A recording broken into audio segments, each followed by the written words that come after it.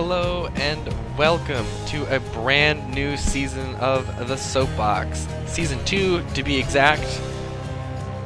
Trust you are all well. Having a nice day. Saturday it is, I guess. Having a nice weekend, I hope. The Soapbox is, of course, a 2-hour episodic series in which we play through a game from start to finish. Or I suppose that's the goal of the show. On the previous season of the Soapbox, we played through the entirety of Void Bastards, the first-person roguelike shooter, I guess you could call it. Anyways, in this time, Season 2, we're going to be playing through another roguelike, actually, Hades from Supergiant Games. If you're unfamiliar with Hades, it is a top-down, I'm gonna say beat 'em up, but let's say action focused, so lots of combat. It's combat heavy, narrative driven roguelike game. So without further ado, let us actually jump in here and play some Hades. Of course, we're gonna start a new save slot here.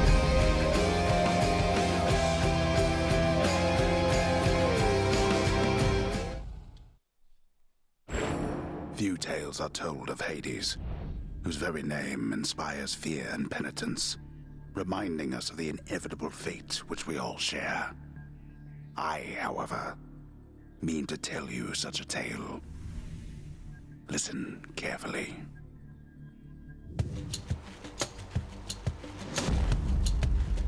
Goodbye, Father. Oh, hey there, Sawyer.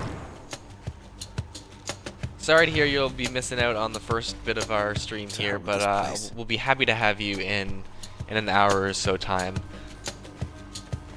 Alright, let's see how far we can get on our first run here. So, we have a sword as our main weapon. Piss off. To start the game off here, we have our main attack with your, I guess, our X button on our Xbox controller here. We've got our special with Y, and then of course we have a cast, which is like a spell, if you will. And all of these attacks can be modified as you play the game through different boons or upgrades that you'll encounter. As you can see, like here in this door or sphere on the door that we're going to go through, it kind of tells you what boon to expect when you head through there, which will modify your playstyle as you progress deeper through the underworld. Alright, I'm leaving. let's get to our first combat encounter. So I always like to see how far I can get on this very first initial run. I think this would be actually my third time starting a new game in Hades. I originally played it on the Switch when it launched on console for the first time back in 2020, I do believe. Yes, last year. Oh, almost a year ago now, I think, actually. We are at the start of October. That's, I think, in and around when it launched. I think it came out in September of last year.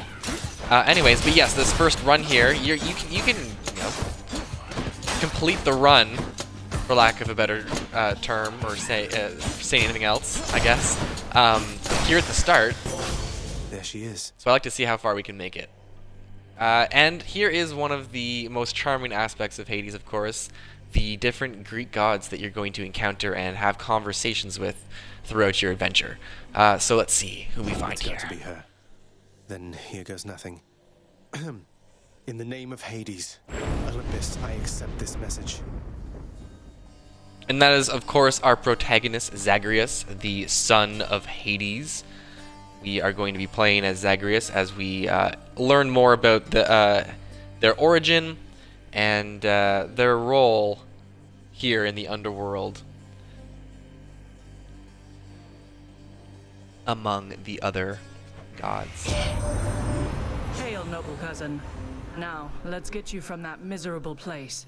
I'll see that all of us upon Olympus do our part, beginning here with me. Athena, of course, and you gotta love that art. The art here in Hades is top-notch, absolutely gorgeous to see on a big screen. Even on handheld on the Switch, it was nice, honestly. Alright, so here is one of the core loops of Hades. You're going to enter a new chamber, and you're going to complete rounds of combat, and once you do that, you are given the option, for the most part, given the option to go through one of multiple doors to choose a boon. And again, at the end of each combat sequence in a room, you're gifted with that boon that you can see on the door, like that little preview that we saw in the previous room there. And you're given the selection of 3, and you have to pick one and move on. So let's see here. We have Divine Strike. Your attack is stronger and can deflect, so attack damage goes up by 40%. Phalanx Shot. Your cast damages foes in a small area and can deflect. Cast damage, you can see it's going up from 50 to 85. And Divine Dash, which is honestly one of my absolute favorite boons in the entire game. Your dash deals damage and can deflect. So I'm a heavy dash user. Like, I like to get up close and personal with my enemies in this game, and dash away, and kind of use that to my advantage. Use like the dash strike and whatnot. So I really enjoy having the ability to not worry about incoming damage while I'm dashing, and that deflect is just, you know, chef's kiss. Beautiful. We're gonna get the way where you are, goddess, but thank you. We're gonna get the dash here. You can see it as I dash. Little shields surround Zagreus.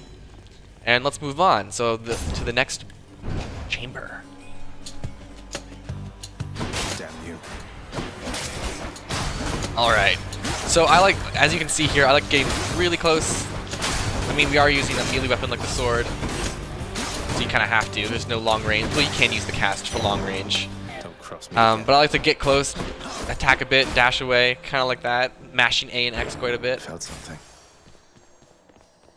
So now we have the option of 2 rooms here. We have some currency, some coin on the right, and we also have what is in this game's equivalent to a health upgrade on the left here. So I actually quite prefer the health. I like to accumulate the health early on in the game so we can kind of get more lucrative boons later on, and not worry so much about our health pool. As you can see on the bottom left of the screen, we've got 45 out of 50 health points. We took a little bit of damage there in our very first combat encounter from actually one of these enemy types.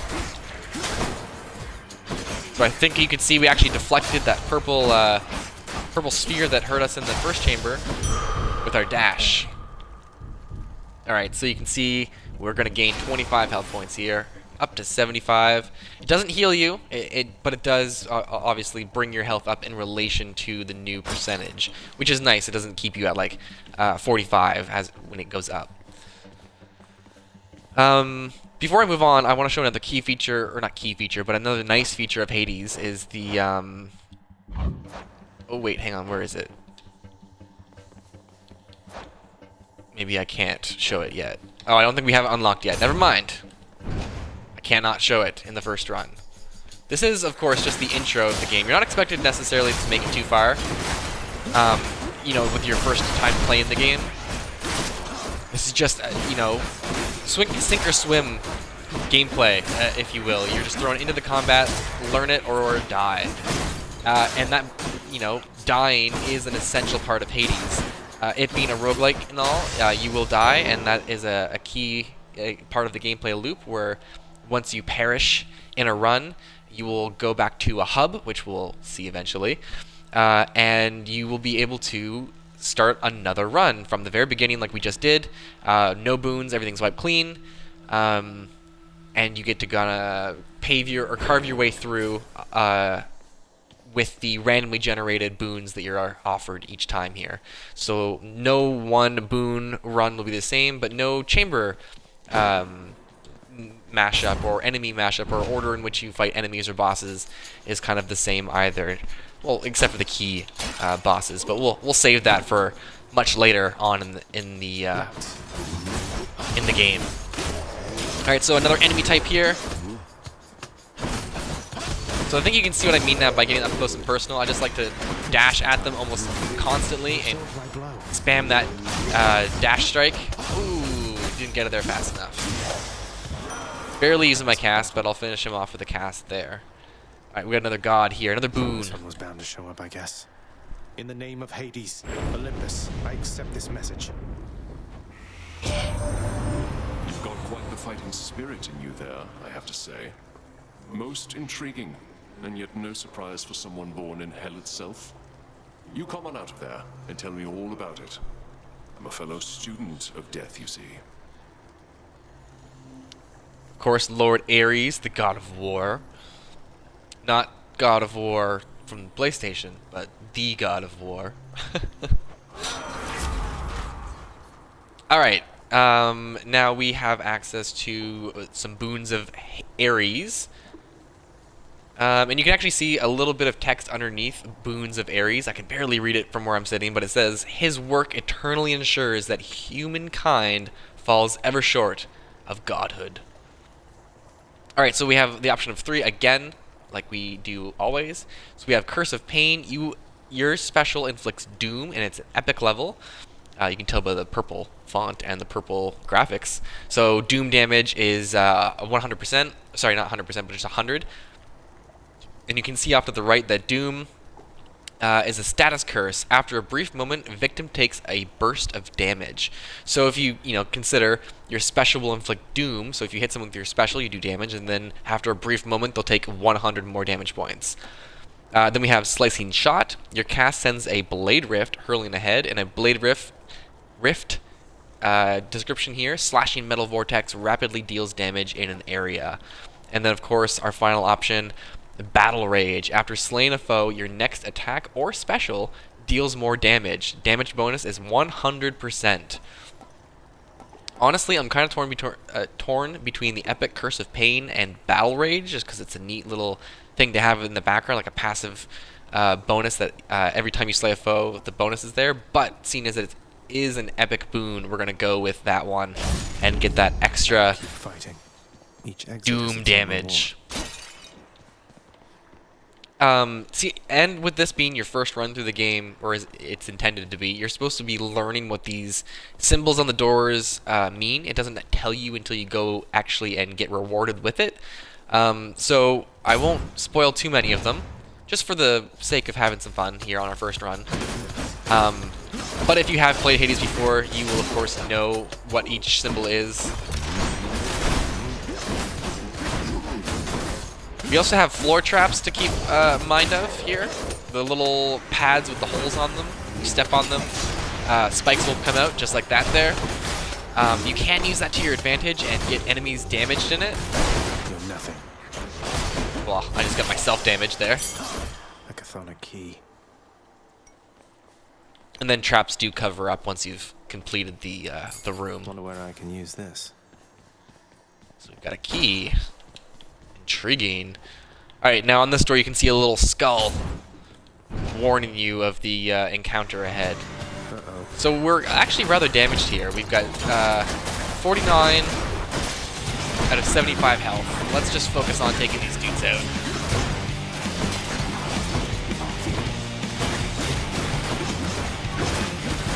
Let the soundtrack speak for itself, I guess.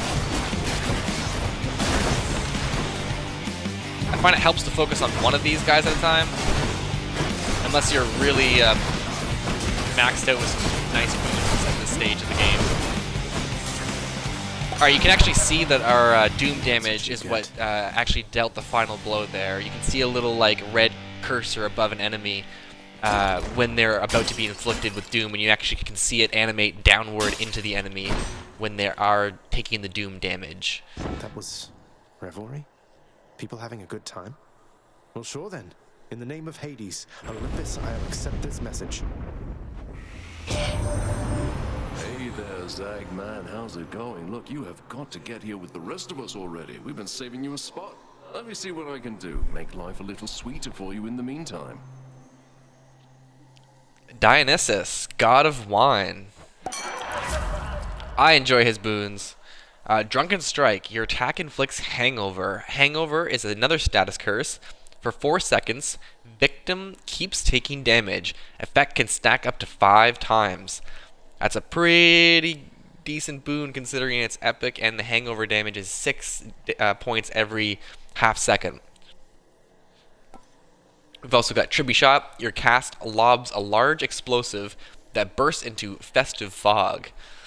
Festive Fog for 5 seconds. Wafting fumes briefly stun foes in the area every quarter second. And then we have Premium Vintage. Gain health when you pick up Nectar of Life, and then receive 1 Nectar of Life now, and then you would gain some health, which is like an immediate bonus. Some of those boons come in handy depending on the situation you're in when you find them.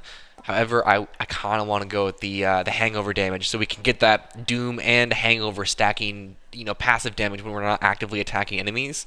So we can dash into a group, get the status curses active, dash out of the group, go to another group, and then bounce between and be damaging both at simultaneously, kind of. Leave it to the god of wine to liven things up around here. So now you can see that our regular strike is purple. Speaking of purple, let's go check out what this purple icon is.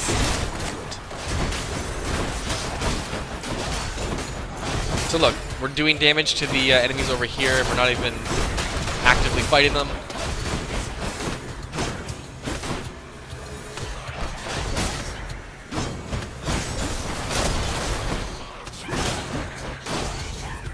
And then of course we're deflecting the projectiles back at these witches here. The underworld's power.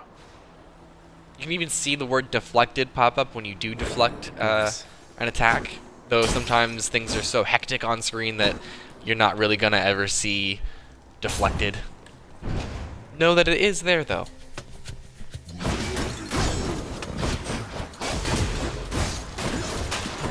So we're just carving through these enemies' health at this point.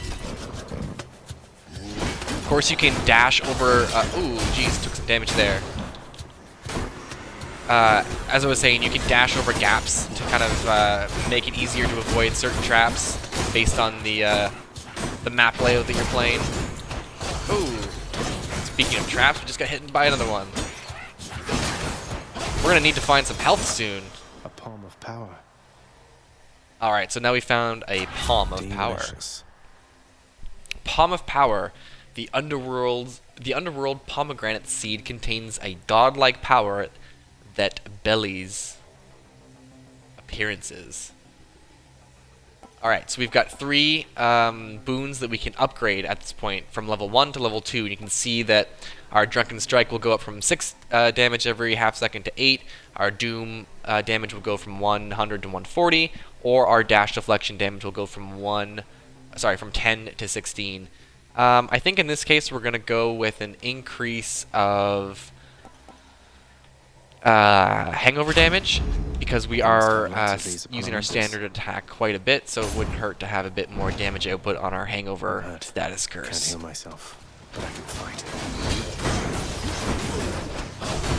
So we'll just dash through that group, get some damage off, dash through again. They're armored. Oh yeah, so Zagreus just pointed out that they are armored. That's what that yellow bar is on our enemy's health in this room. But that's no problem for all of our status Keep it back curses. home. Alright, 2 options. We've got some gold or a boon. Which path? I'm actually going to skip on the boon for now because we've got 3 decent ones. One of them already is Athena, which that one would be. And I'm going to go for the gold because we could probably use some for a little bit later on for a chamber that we'll find later on. One thing to keep in mind too about your cast, which is again the projectile that I just shot. When you shoot one, here I'll see if I can do it. You can see above the enemy's health bar there's a little icon of your cast. That means it's stuck in them, and you have to slay them to actually get it back. And you can see that's what happened just then. All right, so we've got some gold, doubled what we had, and a little extra. Oh, and speak of the devil, we've got an option to increase our health, which we really could use, or we can go through this door here. I think we're gonna go through this one just because we got the gold, and that's why I was getting the gold, and we've already seen the health upgrade at this point, but we have not seen Charon's shop. And let's talk. So Charon, the Stygian boatman. Good to see you, Charon, mate. Just minding my own business, taking in the sights, and hey, what's that you got? Some sort of wares for sale? And I'll just have a look around. I enjoy Charon. It's always a welcome sight to see his icon. Beyond the present chamber lies the outermost perimeter of Tartarus, promising terrifying dangers far beyond the Underworld Prince's reckoning. So you will find little glowing yellow balls like I just clicked on to get a little bit of exposition. And I can reckon quite a bit. Alright, so this room is relatively important. You can see here on this door we've got the skull, like I pointed out before, with a little badge next to it to show you how difficult the fight's going to be. We've also got a key item, which I don't want to talk about too much because the game will naturally explain what this key item is. But Charon's shop is usually the last chamber you come across before going into one of these boss chambers, which is what we're going to head into, which kind of caps off our current area in the underworld. And you usually have 3 options. Well, actually, always have 3 or more options to pick from at Charon's shop, and you can see the gold value at the top there. So we can actually get some health here for 50 gold, which isn't terrible, and we can actually get a health upgrade, which we decided to skip on before. So we're limited in how much we can get. We can't get all 3, obviously. And I'm torn because this boon looks like it might be pretty good.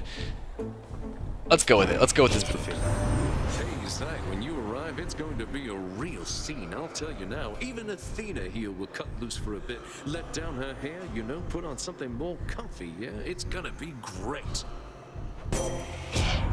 Perhaps Lord Dionysus here is the true god of strategy, as it appears he is uncannily aware of my next move, cousin. Although be that as it may, I shall attempt to remain focused on your situation, not his feast. So we've got 2 gods talking to us here. That could only mean there's a duo available to us. So I'll read that one right away. So duo, calculated risk. Your foe's ranged attack projectiles are slower. Foe projectile speed reduction by plus 50%. So that one is a combination of Athena and Dionysus together, giving us this unique boon. Sometimes the duos are really cool. However, we have this boon down below. It's called Positive Outlook at an epic level. You take less damage while at 40% health or below, and the damage resistance is 20% increase. That's hard to pass up, honestly, especially considering it's easy to lose health in the game, and it's nice to have as much resistance as you can. Defense is as good offense. Our final boon option here is Trippy Shot, which we've already kind of saw before, and I'm not going to take. So we're going to go with Positive Outlook. Time to feast. And we're going to eat some food. So we're pretty near fully healed, ready to take on this fight. Let's go. Oh, we can browse boon info now, here it says. Alright, I guess this was a menu I was looking at before. But yeah, you can push the back button on your controller and take a look at your boons, see the level, see what they do in case you forget. And you can clearly see there are slots for all kinds more. Anyways, moving on to the next chamber. Well, this is awkward. Halt, Zagreus. Not one step further. So we've got Megara, first of the Furies. Come on, Meg. Haven't we had more than enough of each other by now? Besides, don't you have someplace else to be? One of my favorite things is Supergiant's take on all the different Greek gods and goddesses. I love the art, I love the voice acting, I love the characterization that they put on each character. It's lovely. All in all, I'd rather be on your bad side than his. Now you can turn back like a good little man, or I can send you home the painful way. What'll it be? I'll have to go with the painful way. Yeah, we will. A man after my own heart. Let's go. Here's my way. So this is our first boss encounter. I'll make you I'm familiar with a lot of the moveset we have here, but you will be learning as much as you will be fighting here. I try to move as much as possible when I'm in this boss fight, just to not get stuck in one location, because a lot is happening all at once, it seems. This is why I like deflect as well, because all those projectiles that Meg was shooting at us can be deflected. Ooh, we're taking a lot of damage here. Ooh, God.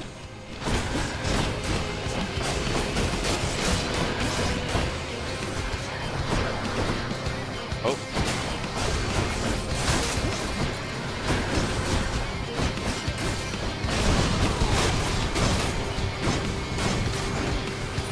Oh, God. Watch out for the projectiles. 5 health.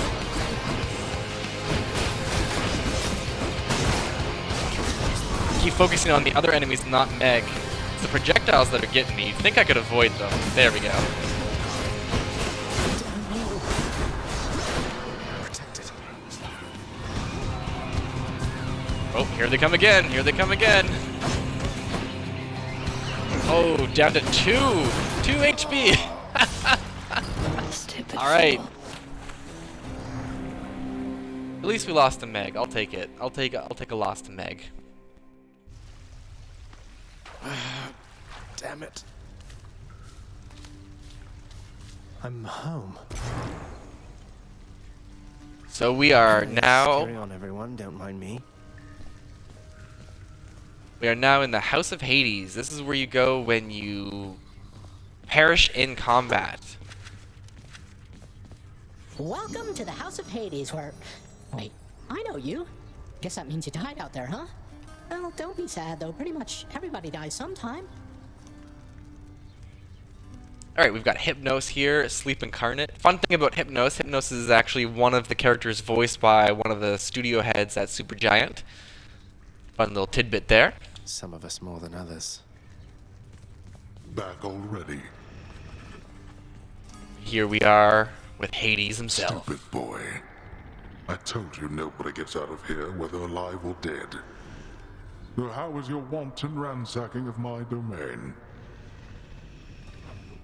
Greetings, Father. My ransacking was a delight, thank you for asking. So I'll just be on my way again. Be on your way indeed. What do I care? You shall never reach the surface. Go, see for yourself.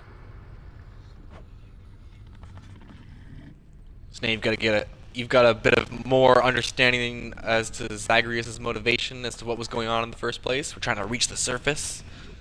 We've got Cerberus here.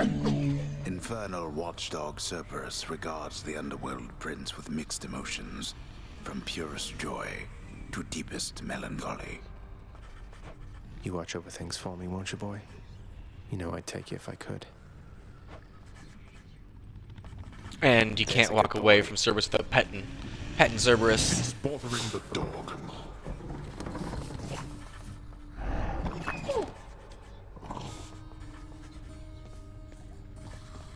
Good boy. You've returned. Good to see you, lad, despite the circumstances.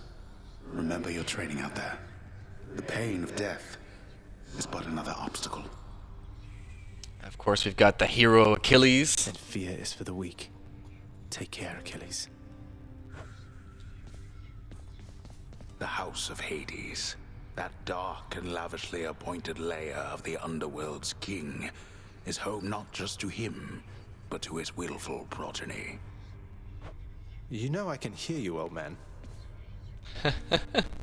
How goes it, Shades? I really should have listened to Mother. Cause of death. Oh, I missed it. The font's very small for the shades, I find. But you'll find shades in the hub here in the House of Hades that you can kind of read a little bit of every now and then. You have come home. Do not despair, child. Such setbacks are inevitable and may be overcome with effort and with time. You made contact with the goddess Athena. She shall be true to her word. I believe it, Nyx. I'm grateful that you put us into contact. I know you took a considerable risk in reaching out. The risk is not to me. I expected the Olympians would involve themselves in this eventually. Reveal to them no more than they already know. Are we understood? We've got Nyx, Knight Incarnate here. Yes, we are. Then go. Hey, room. Going Nyx. The bedchambers of Prince Zagreus lie in a perpetual state of utter disarray, despite his lord and master of the house repeatedly insisting that he pick everything up. Oh, come on. It's not that bad, is it? I love the overuse of words just for the joke. Night and darkness got Alright. me. So now we have another key component here to Hades, which will make your runs more bearable. It's completely optional as well. This is the Mirror of Night, so within the infinite and dark everything. We can spend the purple gems here, the darkness, I think is what it's called, darkness. I could be wrong there. I think that's right. Anyways, we can spend it like currency to upgrade Zagreus as a character. Now, this stuff actually stays permanently. It doesn't change. It doesn't disappear like the boons or like your upgrades through it runs. This is the stuff that you are contributing to every run, every so often, or every time you come back. You're going to be adding to this and making yourself more strong to deal with harder combat encounters and to get further in the game if you're struggling or if you need. And again, you don't have to upgrade certain things. It's completely up to you to do at your own pace or at all.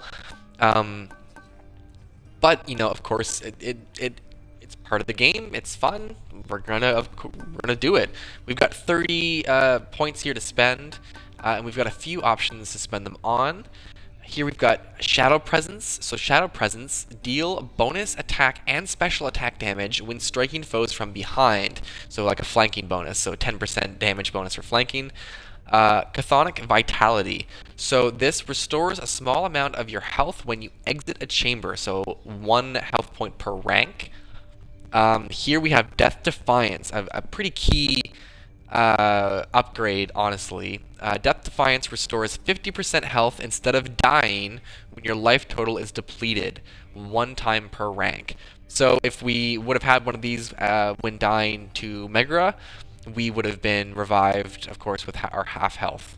And that can be really beneficial when you start to get a higher health pool or a deeper health pool. Like say you get like 200 health points in a run. Well, half health is 100, and that's more than we started at this run with 50.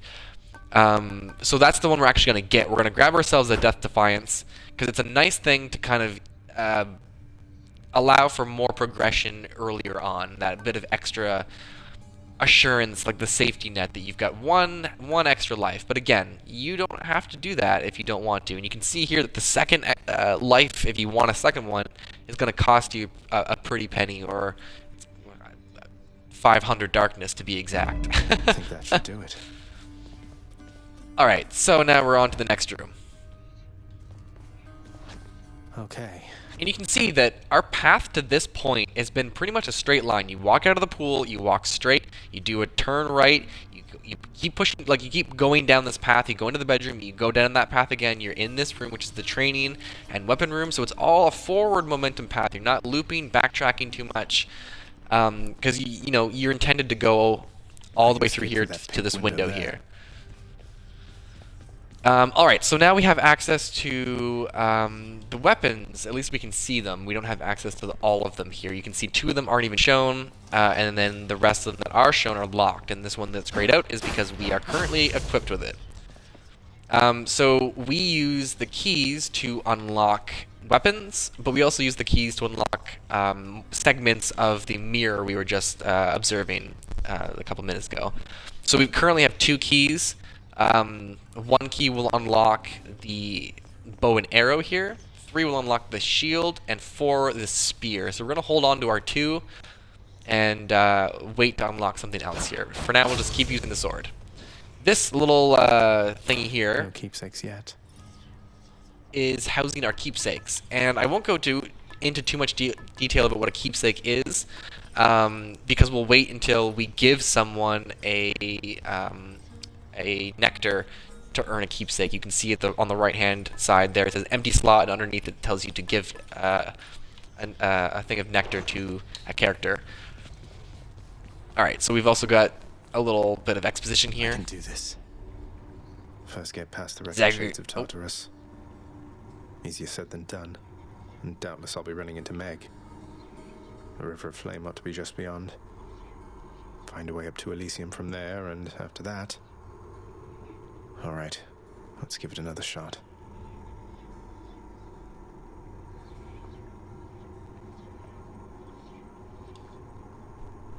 Alright, so every run you can kind of walk over here and get a bit of exposition from Zagreus. Get Zagreus to pump themselves up. Alright, through the window, we're gonna escape our bedchambers. I'm ready. Yeah, we are, Zagreus. Back at it. What's that? So you're always gonna start a run with a boon, like we did last time. Let's see if you can guess who this is gonna be. Is this really him? Okay. In the name of Hades, Olympus, I accept this message. Greetings there, young man. Look, your father's always been rather difficult, and he's not so much as called in quite some time. You'll have a better home where you belong, here on Olympus. And to help you on your journey, have my blessing. And of course we've got Hades' brothers himself, Zeus, king of the Olympians. Boons of Zeus, conqueror of the Titans, who ruled the heavens and the earth before him. So we got 3 options. Lightning Strike. Your attack emits chain lightning when you damage a foe. That can come in handy. Thunder Flourish. Your special causes a lightning bolt to strike nearby foes, so a bit of AoE damage there. Electric Shot. Your cast is a burst of chain lightning that bounces between foes.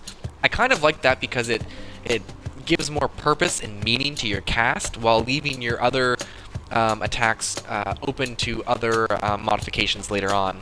While I like having Uncle Zeus lending his support. Never thought I'd see the day. Or night. Whenever. I like having a versatile cast instead of just a base cast. Cast to.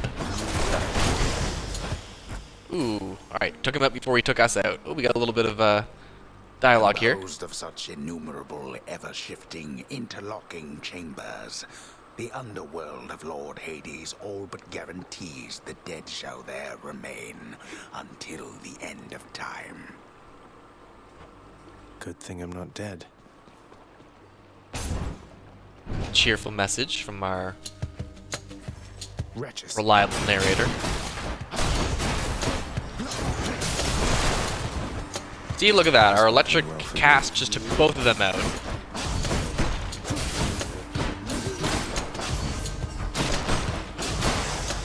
Sometimes I'm mashing the buttons so much I forget to actually aim at the enemies.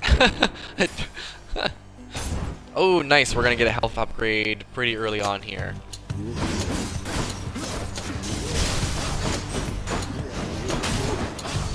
Oh, took 8 points of damage there. Not too happy about that. Not a big deal, though. We'll survive. Grab the Centaur Heart. Get a bit of extra health.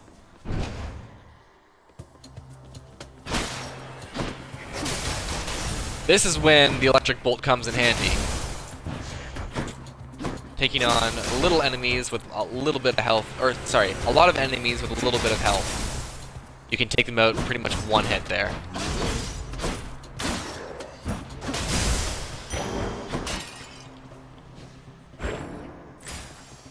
Alright, we gained 10 of that. I think it's darkness is what it's called. I could be wrong.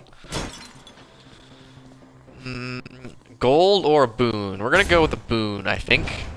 We don't really have a whole lot to our name at the moment, gold or boon wise. Anything is pretty much good at this point. That's what you get.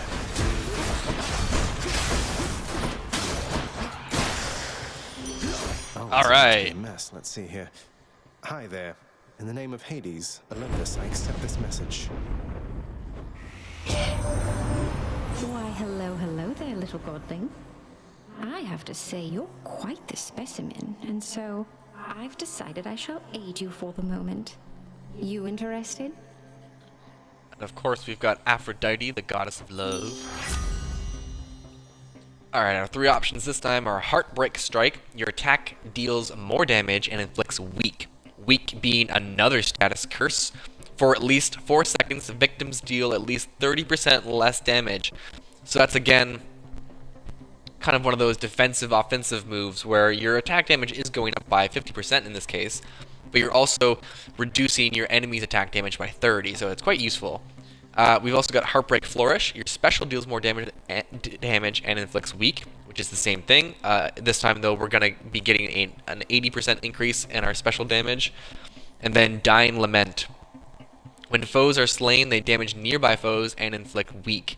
The Death Blast damage would be 40, and the percentage of weak is 30% like all the other ones. So we're going to go with the special, just for that 80% damage increase. And the power to break hearts? Sure, I don't see why not. Alright, let's grab ourselves another key here. We'll leave Charon's shop for another time.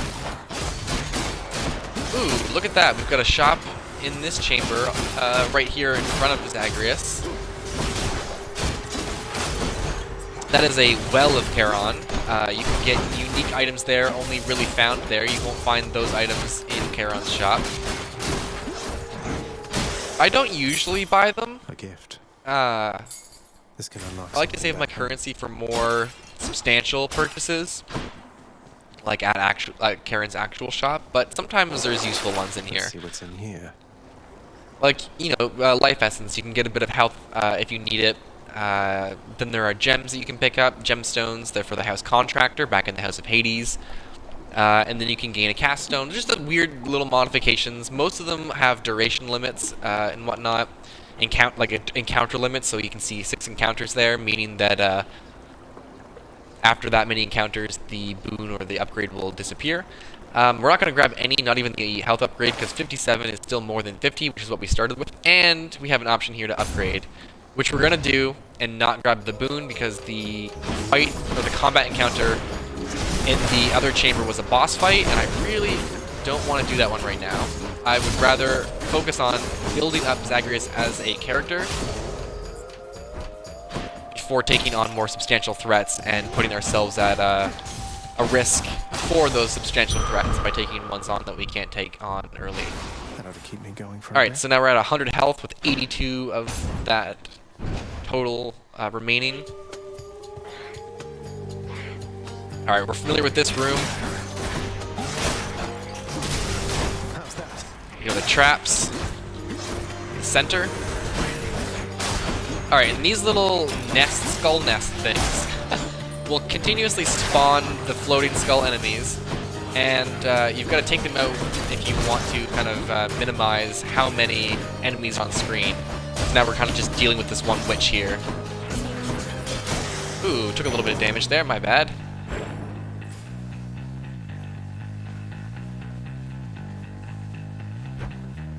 Looks like we're gonna have to fight that boss enemy anyways here. Let's go, lads. However, we have fewer boons than we did last time when we fought them. Let's see how this goes. No deflection, no doom, no hangover, just weak, and the electric bolt there from Zeus. So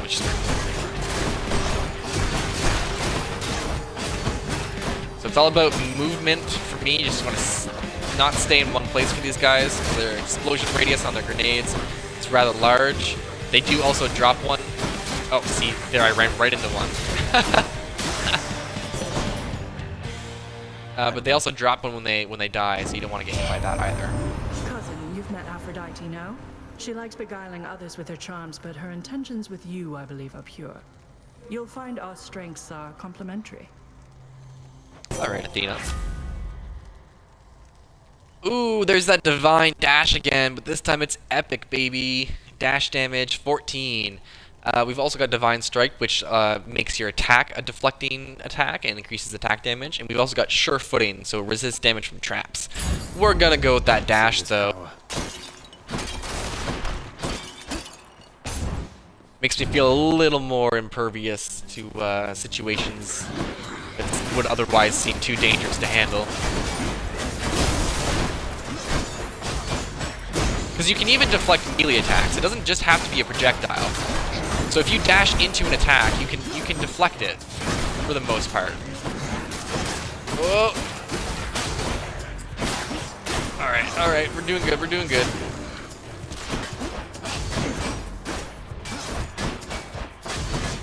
I find dashing also allows you to kind of like shorten some animations of your attack. So if you dash attack and dash attack, you can kind of get more attacks in per second. At least it feels that way. I don't know if it's necessarily true.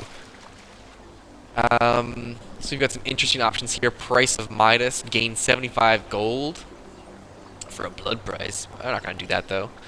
Nemesis Crest, passive, you deal 50% more damage striking foes from behind, and then Cyclops Turkey, your attack deals 30% more damage. Again, all of that is spending currency I don't really think we have to spend right now. I'd like to stockpile it a little bit. Oh no. Trespasser! Oh, Hades is intervening. We have to survive for 44 seconds. So, instead of taking all the enemies out in this chamber, we just gotta survive the onslaught. I remember doing one of these in a previous save file, where every enemy I was taking out was dropping coin, and it was very cool because I had a nice build that was able to take certain enemies on and take them out in a matter of seconds, so I was constantly dropping gold to for the 45 seconds that I was trying to survive. At least I'm picking up some coin. Yeah, Zagreus, that's exactly what I was saying. Enough! That's that. There we go. Oop, accidentally paused the game there. Gods grant me strength. Alright, so we can upgrade one of our boons, and we only have 3, so we're not missing out on anything here. Heartbreak Flourish, Electric Shot, or a Divine Dash. Might be worthwhile to get the upgrade on the... Ooh, that's a tough one. Let's do it on our special, so our special goes up. It's going from 80% damage increase to 112, so it's a decent enough increase. Ooh, we've got a special encounter here.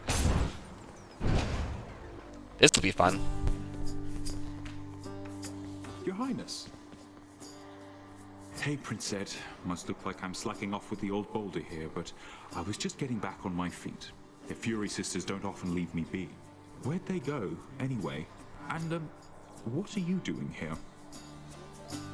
So we've got Sisyphus, Tortured Soul. Oh, you know, just out on a little stroll is all. Do me a favor, though. You see the Fury Sisters, let them know I was headed down the way I came from, will you? Just listen to the music for a second. It's so nice. The soundtrack in Hades is phenomenal. It's subtle in the most beautiful ways at times, and bombastic in others. It's perfect. Oh, I'll let them know, all right. I hear you loud and clear, Your Highness. I'll just go about my business now, and you take care. Alright, so we are being offered 3 options from Sisyphus. There are multiple kinds of encounters like this character in your run that you can potentially come across, where you can kind of get some cool, unique things. So in this instance, we can get healing. Here we've got 67 out of 100 health points remaining, so we could heal up if we wanted. We could get some darkness if we wanted, like a boon of darkness, just like a little gift of it, or we could do the same with the gold. Seeing as we do have a death defiance, we technically have, you know, some more health if we do die and lose all 67 points of that health. So I'm gonna go with Charon's Obol and get some currency here. So we're likely headed to Charon's shop almost soon after encountering Sisyphus. I mean, you can usually tell in a run, like if it's running long on a certain level, you can kind of start to assume you're going to encounter the endpoint eventually, and you can anticipate what to pick based on that. Hey, good to Anyways, see you out here, let's talk to mate. Charon. Looks as though you've got some fine wares up for sale, don't you?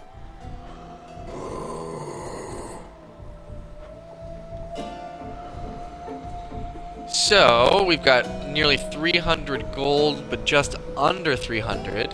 So we could get a health upgrade and the Hades boon. So I think we're going to do that. Why not? So we're up to 92 out of 125 overall health, which is pretty good considering. And no dialogue, straight to business here with the boons of Ares. We have the Curse of Agony. Your attack inflicts doom. We've got Blood Frenzy, and after using Death Defiance, deal more damage to that encounter, so a 15% damage increase for that encounter, if you die. Urge to Kill, your attack, special, and cast deal more damage, a 10% damage increase.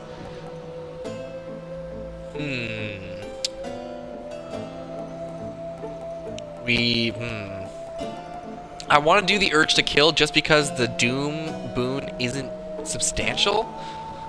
A 10% increase to all of our attack damage could be cool later on if we're able to upgrade it with, say, a Palm of Power or something. But we'll find out. We'll see what happens. Hey there, Meg. Ever stubborn, aren't you? Maybe my whip might make you reconsider whatever it is that you're attempting here. Your whip's not been all that persuasive in the past. Maybe persistence will pay off for both of us. Come then. You know what they say, persistence is next to godliness. I don't know if they say that. I don't think they say that at all. Oh, look, Meg thought my joke was funny.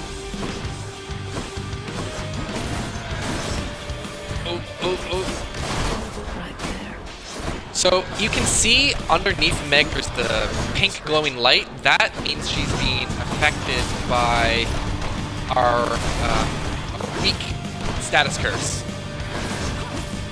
So it's imperative when you have weak, if you can, to inflict it on a boss and keep them inflicted with weak. So if they do manage to land a hit on you, which you should try to avoid happening, you can at very least ensure it's a 30% reduced hit. Ooh, oh, she's really friggin' hitting us. not doing well this run.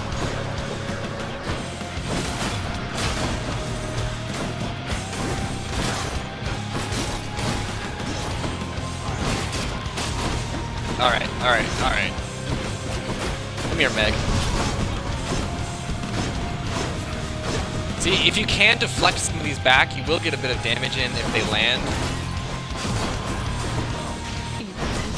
And you also want to get away from her when she starts doing it, because you will get hit, like we just did. Alright, we got Death Defiance in. Our upgrade's paying off. And you can see that kind of gives you a nice chance to redeem yourself if you majorly screwed up earlier in the encounter.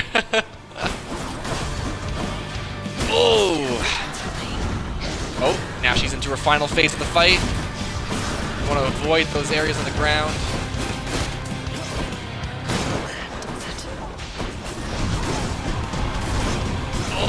Oh, she's so close.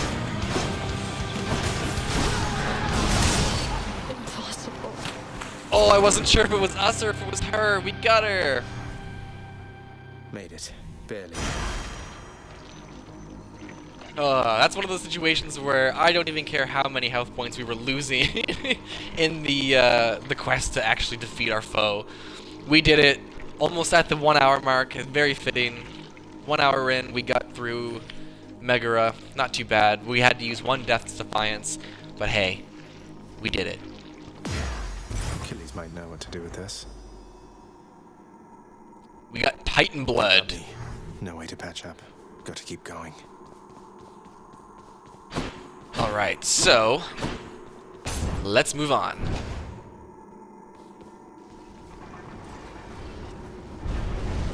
How did you So this room you will encounter in between levels of the underworld. So there's X number of levels in the underworld before the surface. This is your kind of like breather in between. You've got access to a health pool, and that can restore some health. So now we're up to 40 out of 125.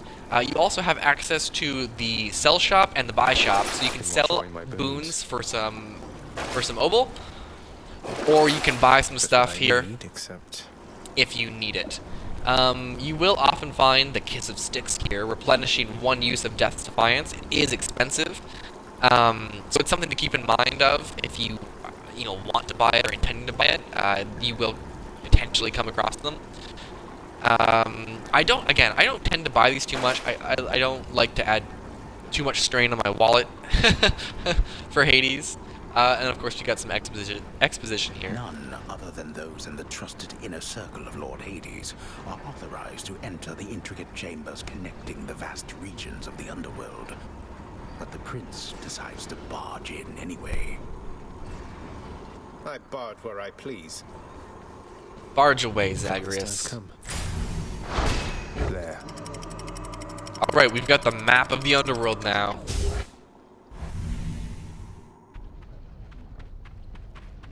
Now we're getting somewhere. We are now in Asphodel, the second stage of the underworld. This place has definitely seen better days. And just like in the first chamber, before you exit through the window, you can kind of stand here at the cliffside and get a little bit of dialogue from Zagreus each run. The once verdant plains of Asphodel are now engulfed in scintillating flame, having been flooded by the river Phlegethon, whose hideously superheated contents could bring death swiftly even to those resistant to most heat. I'm only flame resistant, not flame proof. Keep that in mind, because the magma is surface damage. You will take damage if you stand on it too long, just like any classic video game trope. Gotta be careful of it. And you can actually see here that the magma separates these little islets from each other in the level.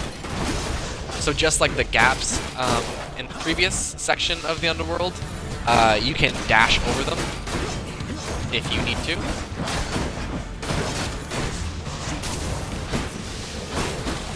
And the magma will actually show up on the surface right there too, and you will take damage if you stand on it too long. Alright, we'll get a palm of power here. Good enough to eat. So we've already upgraded our Heartbreak Flourish from level 1 to 2. It can go to 3 if we want, bringing it to 134 instead of 112% damage increase. But I think we should upgrade our Electric Shot, so it does more damage. It's more of a potent shot when it is cast and hits multiple enemies. More significant, I should say. We've got 2 options this time. We've got some darkness or a key. I say we go with the key. Might give us more access, or access to more weapons, rather.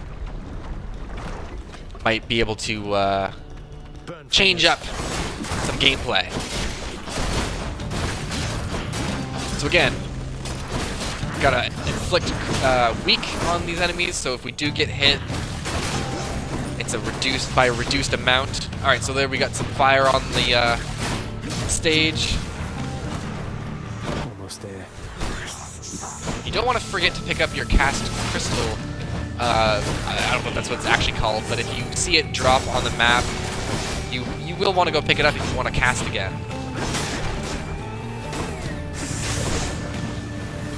See, just like that. I had to go and actually physically grab the crystal just like that. Ooh, turned to stone by these little Medusa heads.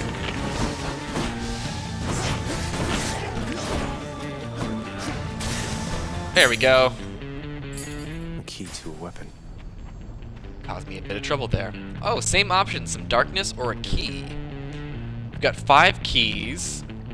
Let's go get some darkness then. If we've got the option to get both twice, we might as well get one of each. Can't argue with that logic. I mean, we're not specifically hunting down keys right now. You can see too when you are damaged to this extent that we currently are. The periphery of your screen will start to have like a red hue to it. You can see it kind of pulsating as well.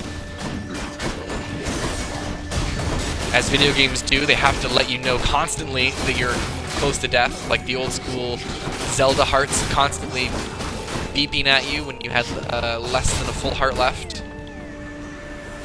Or Pokemon, the old Pokemon games, when you would get into the red, you would constantly hear the beeping of your Pokemon dying.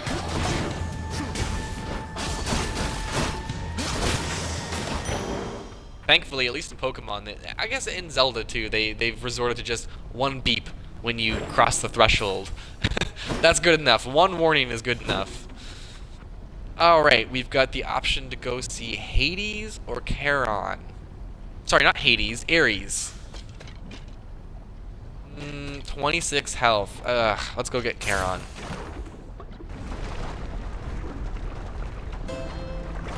Oh, hey there, Sawyer, you're back. Well, you missed us, our original run when the game started. We made it to Megara and we perished. We did a little tour of the House of Hades. We introduced ourselves to the cast of characters that were found there at the first instance that we saw them. And now we are in Asphodel after having beat Megara on our first run with help from the Death's Defiance that we had upgraded ourselves with while we were in the House of Hades. And now we are here, visiting Charon once again in his shop in Asphodel. Not at the end of Asphodel, just in the middle of it. We're low on health is why we're stopping by.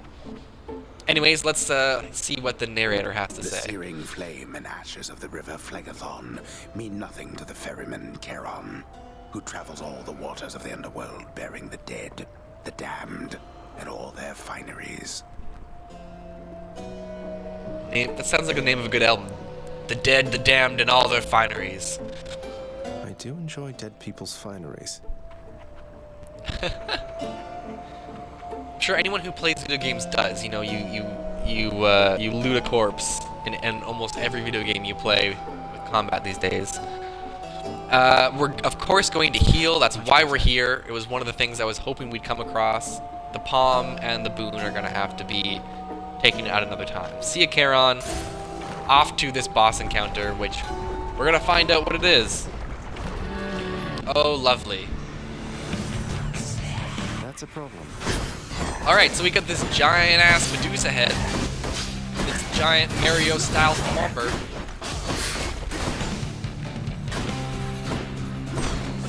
Thwomp. So the thwomp thing, I don't even know what they're called. Not at this moment, at least. You want to avoid the shockwave that it lets out when it lands, too. Not just the initial crushing blow there. And we're taking all kinds of damage. I don't know how successful we're going to be with this exact boss fight. I'm being a little reckless, to be honest with you. Keep getting hit. I just want him to thwomp. I want to get rid of this Medusa head so I can focus on the other guy. Get a few hits in there. Use our cast. Ooh, too much lava. Too much lava. Oh gosh. Alright, one's down. Now onto this guy. Just one left. Gotta take it nice and slow. We can get it. Don't do stupid things like I just did there.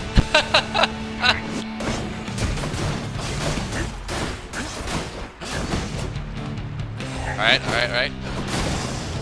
There we go, we did it. Until next time, gigantic Gorgon head. There we go, it's a Gorgon head, that's what it is.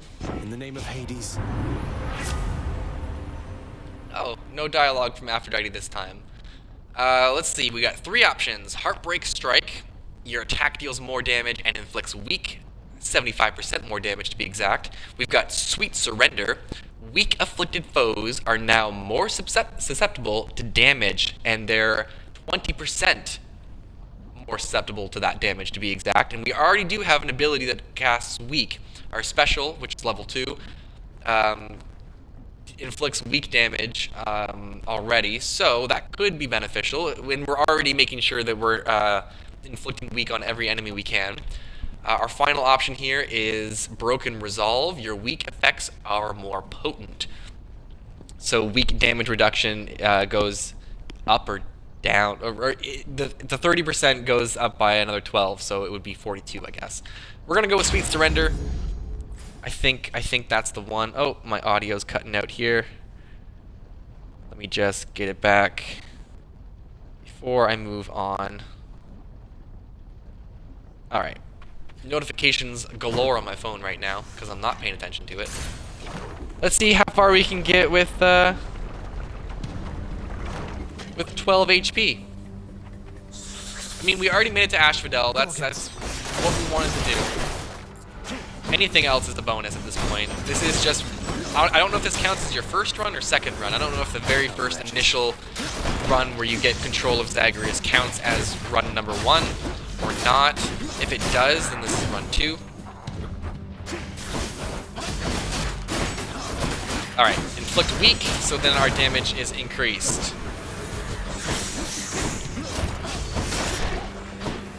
Alright, let's see here. Ooh, get out of the fire, Zagreus. Not a good move. Thank God the little stone projectiles don't do damage as well as freeze you, because we've been getting hit by a lot of those. Oh, speaking of getting hit.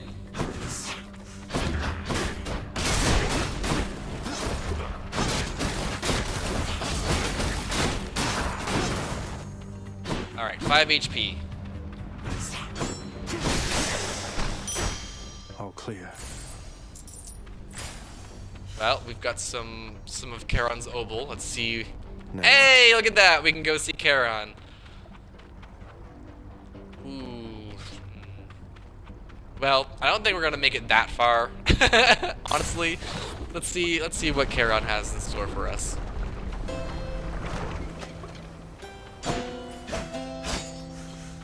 We're making it farther than I anticipated, to be quite honest with you, considering this room will bring us to the boss chamber. So this is the next major key item. You can see in the little window, preview window there, like the Titan Blood. This is the next currently unknown key item that we will be obtaining in this boss encounter. So we could heal if we wanted. Might be worth it just to see how far we could get. No reason not to. I mean, what's to lose? 55 health? That's 5 health more than you initially start the game with. Let's do it. Let's do it. And we still have enough for this Palm of Power. Alright, so we can upgrade... this is a tough one. So we can upgrade Heartbreak Flourish to 3, which I don't think we need to do right now. Urge to Kill can go from level 1 to 2, which is our base 10% increase to damage to attack, special, and cast. It goes from 10 to 14. And then we can also upgrade Sweet Surrender. So if you have an opinion, a thought between Sweet Surrender or Urge to Kill, by all means, let me know. Otherwise, I think I'm leaning more towards... because I think it's like a 4% increase either way. But one of them is requiring me to inflict weak first, so I'm thinking Urge to Kill might just be a better option. Let's go with Urge to Kill, I think. Yeah, Sawyer, number 2, Urge to Kill. Alright. The flaming river Phlegethon to gain this vantage point. Relentless Zagreus must now confront a foe of unimaginable savagery, who lies ahead, awaiting patiently its time to strike. Waiting patiently. It's time to strike. Surprise, old man. Here we go.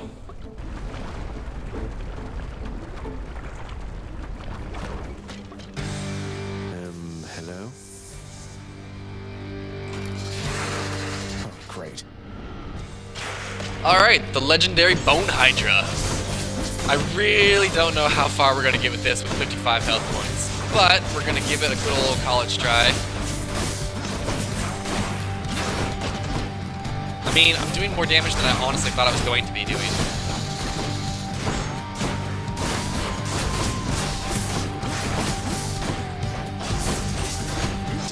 Alright, now it's doing its first phase shift here, and it's going to summon its little buddies. We got to take these guys out before we can start attacking the main head again. And it becomes extremely chaotic and hard to navigate if you don't pay attention. This is one of the reasons, honestly, this fight alone is one of the reasons I enjoy close combat.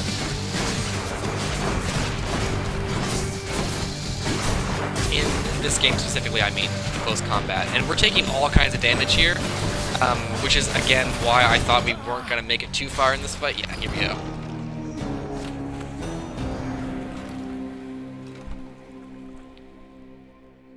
Well, both deaths so far have been by major boss fights. I'll get that so that's something. First Meg, now the Hydra. Not something like walking into the fire or something and burning to death. Either way, Hypnos will always have a comment to make about how you died. It's usually pretty quiet, keeping watch over the pool of sticks back there, but it's sure been busy lately. Why, somebody else came through just earlier. You should have seen the look on my face when it wasn't you.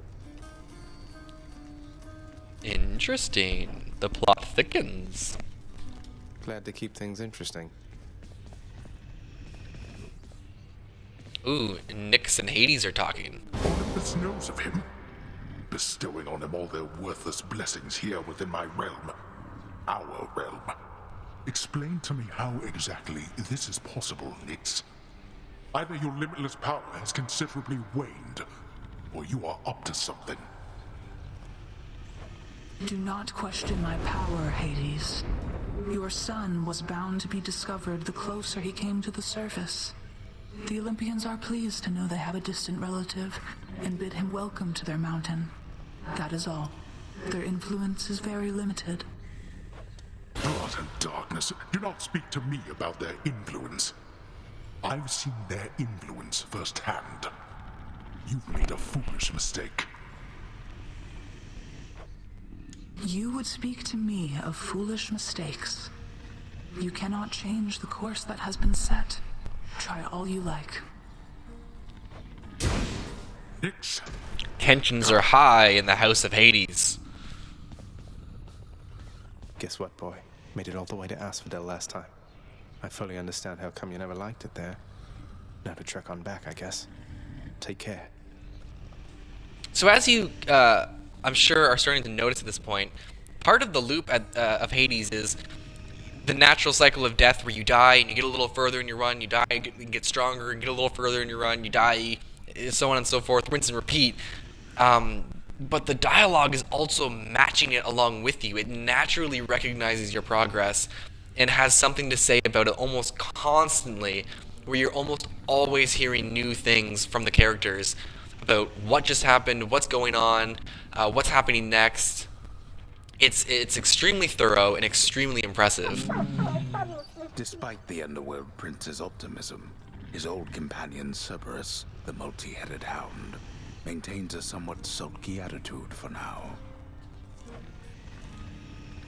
And of course, gotta pet the dog. Huh? No. Can't walk away from Cerberus without giving him the pets. He's a good boy. One of my favorite little things too about Zagreus is the fiery footsteps. You can see his little footprints on the floor. Keep at it, lad. I've known great men throughout my life, and I can always tell when someone's better than their circumstances. Fight like I'd fight out there. I'll give them hell as you once did, Achilles. Though doubtless many of the shades who stand against me first arrived in Tartarus because of you. Speaking of shades, what are they on about now? Hey, when's the last time any of you wanted something to eat? And again, I missed the cause of death. It goes so fast and the font's so small.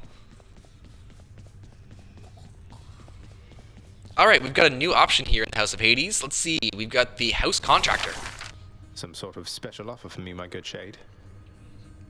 So, the House Contractor will exchange gems, which I don't think we've collected any yet, actually, for cosmetic changes in the House of Hades, but also, what would you call it? An added chamber. Yeah, there we go. It's on the right-hand side. It straight up says what it is. So this specific one says it's a fountain chamber in Tartarus. It restores some health amid the gloom. Grand opening deal, so it's 0 gems. Again, so you'll randomly come across this chamber in Tartarus, which is the first area that has a well in it, like in between the Megara and Asphodel chamber, where you can gain some health. Each level actually has one of these. They don't all cost nothing, though. They're going to cost you something. Work authorized. A fountain So, chamber in the depths we'll get of it. Tartarus sounds like an excellent idea. And that has unlocked even more upgrades for us. Ooh. So we've got Keepsake Collection Regional, switch the keepsakes between underworld regions, allows you to kind of change each keepsake that you're wearing in between levels. We don't have any yet, and we will explain them further later. We've got the Faded List of Minor Prophecies, a relatively key item you're going to want to get early on if possible. Things that you do in your runs, like collecting certain boons and so on and so forth, are on the Faded List, and once you complete a list, you get a relatively substantial reward, like a lot of darkness or some keys or something like that. And then this is also a fun one. It's the Urns of Wealth, a lesser Urn of Wealth, and there will be chambers containing little gold pots, so you'll have a purpose to actually hunt down and break the pots that you encounter. What once was a small lounging area within the House of Hades now is sealed off, in utter shambles since the multi-headed Cerberus tore the space apart, mourning the missing prince. Oh, poor Cerberus. Cerberus destroyed the lounge again. Oh, we've got Meg down here this time. The prodigal son returns. Everyone's saying I went easy on you, Zag. Don't worry, Meg. I eventually managed to get home the painful way after all. Look, I have a reputation to uphold. You get past me again like that, you best go all the way. Now leave me be and don't think you're gonna be so lucky next we meet out there. Damn, we got some sass from Meg. Into the bed chambers. Let's see what is in the mirror.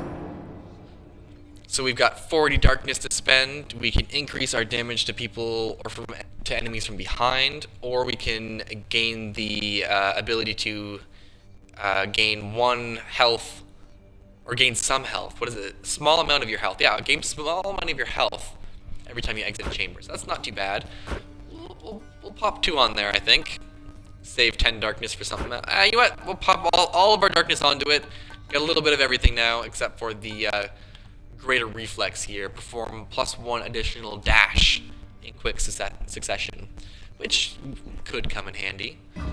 Good to go.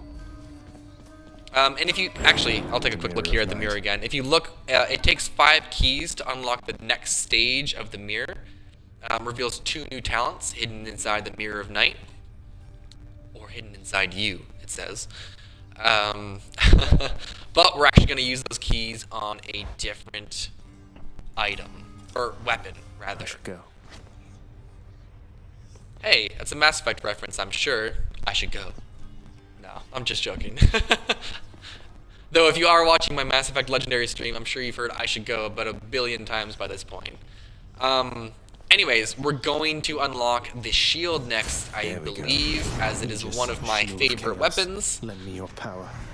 That would have been my pick. And now we have a new NPC to talk to. Nice place you got here, boyo. Name's Skelly, how's it going? But enough with the small talk already. I'm here to do a job. So let me have it. Give me everything you got. We got Skelly the training dummy. I don't remember having you on payroll, mate. Who's your supervisor? Yes, Sawyer, agreed. The shield is awesome. I quite enjoy the shield. My first run with this version of the game, the Xbox Game Pass version, when I unlocked the shield, I made it significantly farther in the game than I did with the sword. It was ridiculous.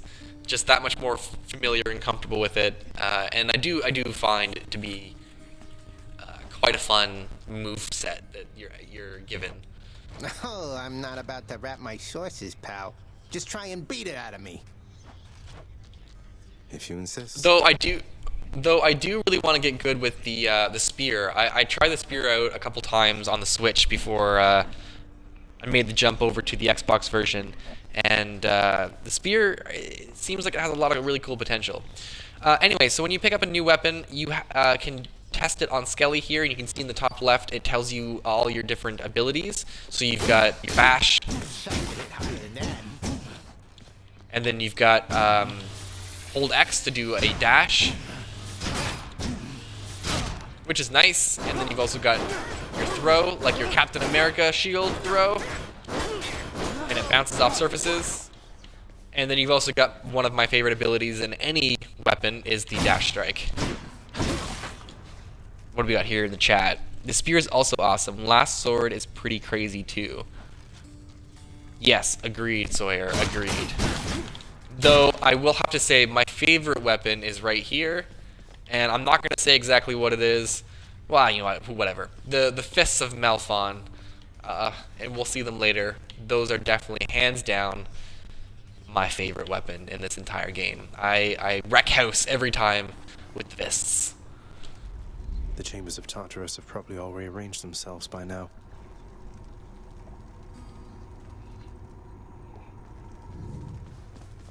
Alright. Out the window we go. Instead of coming in through the bathroom window, we're escaping through the bedroom window.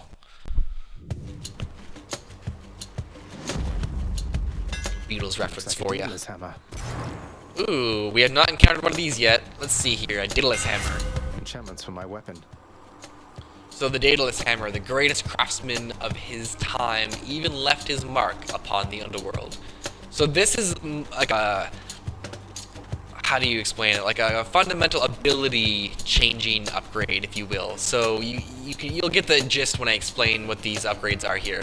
So we've got Dashing Wallop. Your dash strike deals 50% damage in a larger area. So it's just kind of changing your core mechanics a little bit here, modifying. Dashing Flight. During your dash, your special is faster and deals 200% damage. So if you dash in special, you'll get a 200% damage bonus, and it's actually faster. It looks like we've got another one here. I almost read it as Dashing Flight, but it's Charged Flight. So hold special to charge your throw up for up to 200% base damage. So you can charge that special.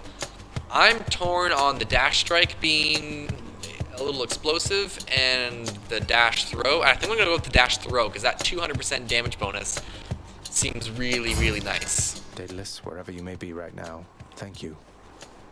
Though it is actually, considering where the A button and the Y button is, if you're on the Switch, the A and B on an Xbox controller are flipped and the X and Y are flipped. So the A and the Y are, like the Y is above the A. I'm explaining the controller at this point. Anyways, it's a little harder to dash and then throw your shield than it is to dash strike. I'm gonna have to bear claw it a little bit. But you can see there, if we don't get hit by that, let's see if I can actually do it. There, the dash or the special is stronger. Each time the prince delves back into the underworld, its ever-shifting chambers realign to frustrate his attempts to perhaps map it out. So you get a little in-game explanation, or in-lore explanation, justifying the roguelike nature of the game's chambers changing from run to run. Built to ensure no one gets out. We'll see about that. Witches. Get some gold. Here, I'll show you the difference between the special dashing and not dashing. So that damage right there is not dashing. And then that's your dash damage. Not dash. So that little tiny speck of damage, those little tiny blips, and then that big jump is when you dash. So it's a pretty significant damage increase. And if you combine it with your dash strike as you're going through, if you can get it, like if you hit something that's close to you, that shield's coming back to you quick, so you can get that damage off really fast, and then you can go in for another dash strike. So you can dash in with your throw and then dash with a dash strike. That's mine. Anyways, I'm getting a little too nitty-gritty about button mashing at this point, I think. Let's get some health upgrades. Brimstones. New enemy type for our run here. So we got brimstones.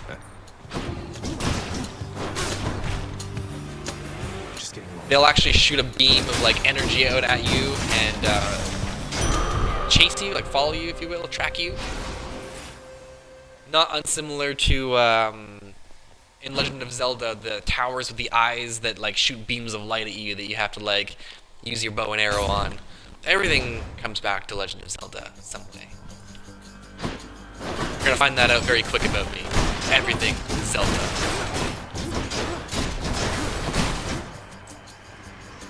Even Mario is Zelda.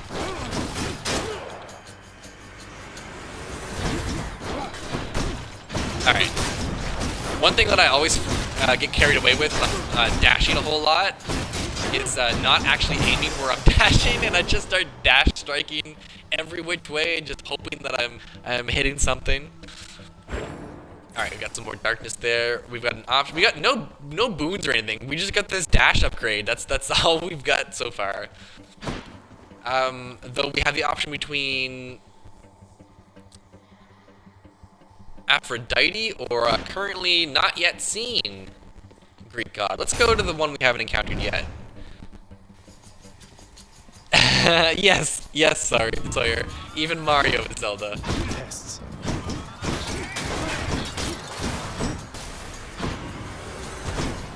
I'll stand by that.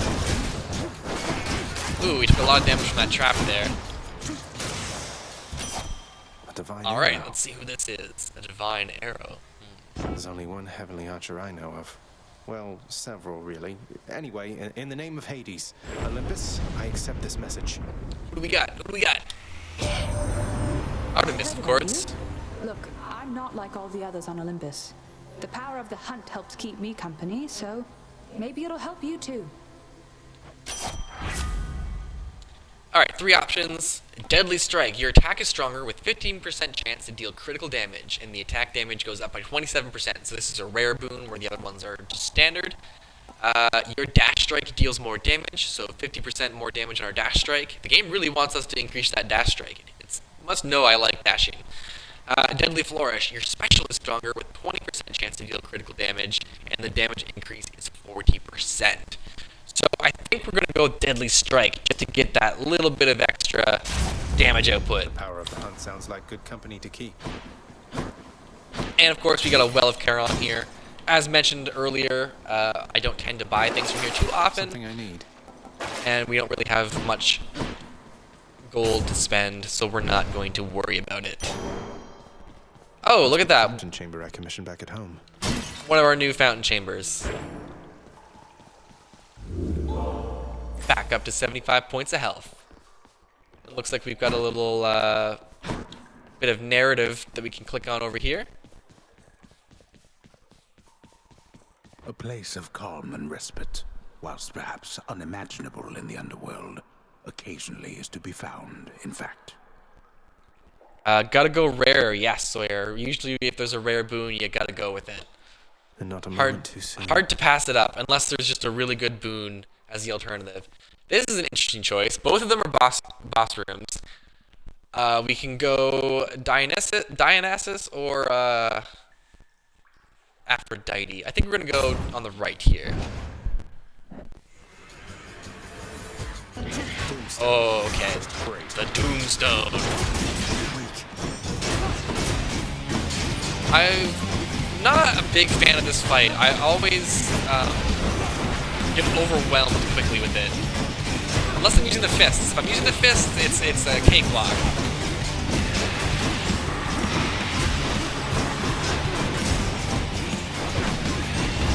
And I think the key here is to take out all these little small ones so that you reduce the amount of these like beams that are being emitted. There we go. It wasn't too overwhelming that time. Giant evil crystal then. Yeah, so you're right. Great minds think alike. I understand you made it up to Asphodel before. Now that is progress. Keep it up. You keep on going, yeah? Yeah, see, as I mentioned earlier, the game keeps track of not just, one character keeping track of. The entire game and all the characters keep track of your progress and where you were and what you just did and so on and so forth. Like, you've now got one of the Greek gods just that you randomly encountered talking about where you just were last time. So we made it up to Asphodel. The attention to detail is much appreciated. Ooh, we've got an epic, a rare, and a rare. Let's read them out here. Oh, this one's gonna be fun. Seeing as I love dashing, I love this boon.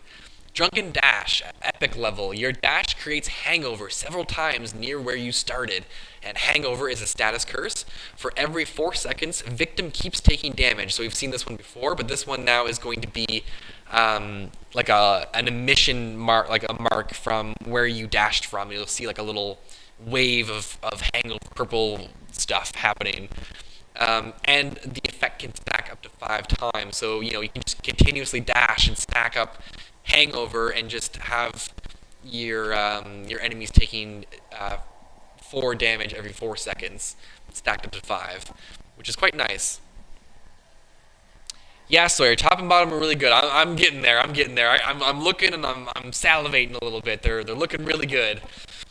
Positive outlook, you take less damage while at 40% or below. We've taken this one before, and it's nice to take when it's the best looking option. When there are other boons that are good, it looks less appealing, though it is a nice one to have just for that like extra bit of damage protection, And then we've got After Party here. If your health is low after encounters, restore to the threshold, and the life threshold is 40%.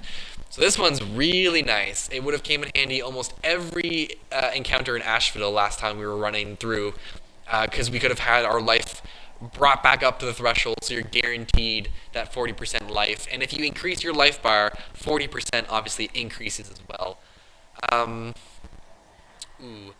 I think we're going to go with Drunken Dash for now, because we don't have a whole lot build up on our character, and it is an epic boon, and it fits into my playstyle. Cheers to that. If we had more boons, if we had a more fleshed out character, I'd be a little more open to taking the kind of passive abilities.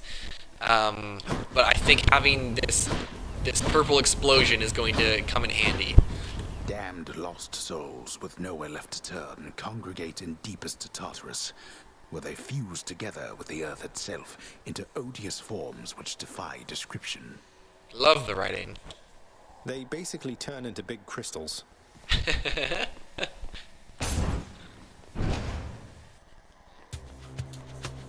Alright, let's go get our health upgrade. Oh, we're gonna need it now. We just took some damage.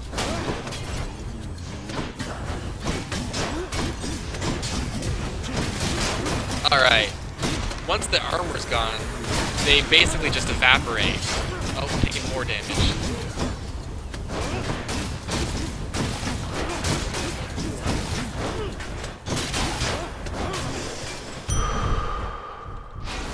Took a little more damage than I would have hoped, but we technically have more now than we started. At 78 out of 100 health points. Alright, so we have the option of going to get some gemstones on the left here with a little boss encounter, it seems, or going to Charon's shop. Ooh, lordy, lordy, lordy. Let's go get some gemstones, I think. I don't think we haven't got any yet, so it might be nice to actually start collecting some of these. We just took 8 damage, starting off strong.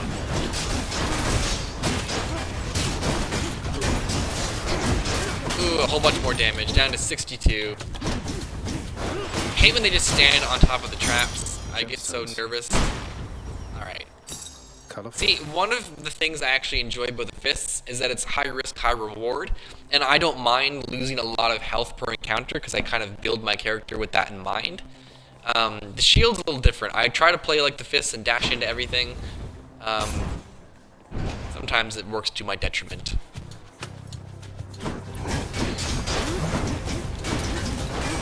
Alright, so we've got a Well of Charon there, you can see. Right here.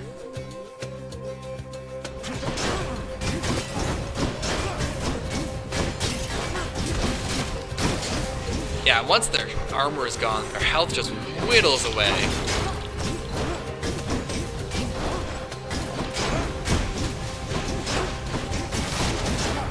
This is one of those games where when I'm playing and I always use my headphones when I'm playing video games, largely for the audio, but also to be respectful of my partner, and not always have video game sounds coming out in the house. But this is one of those games that it doesn't seem to matter because I'm just mashing the buttons so hard that she would almost prefer hearing the video game music or sounds over my button mashing alone. Alright, what do we have here in the Well of Charon? We've got slain foes have a 15% chance to drop some health. We deal 50% more damage from striking foes from behind. Passive traps deal 500% damage to your foes. What's the next room here? We've got darkness or a key. You know what? It might be worth grabbing this one for 25 gold just to get that little bit of health. Should be useful. For like instantly 25 gold, the chance to get some health in the next 3 encounters is worth it, in my opinion.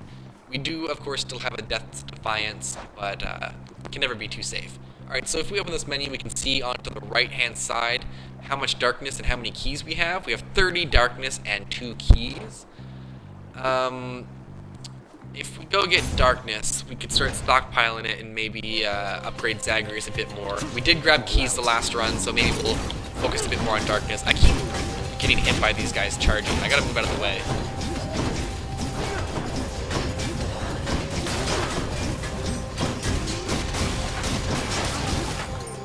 Alright.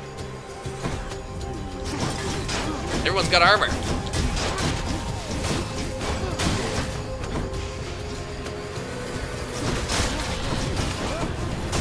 My favorite is making an enemy die before they even have a chance to like completely spawn in the world.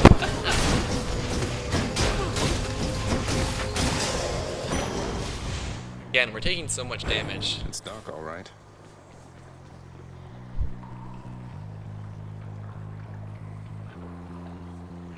Alright, Sawyer, no worries. See ya when I see ya.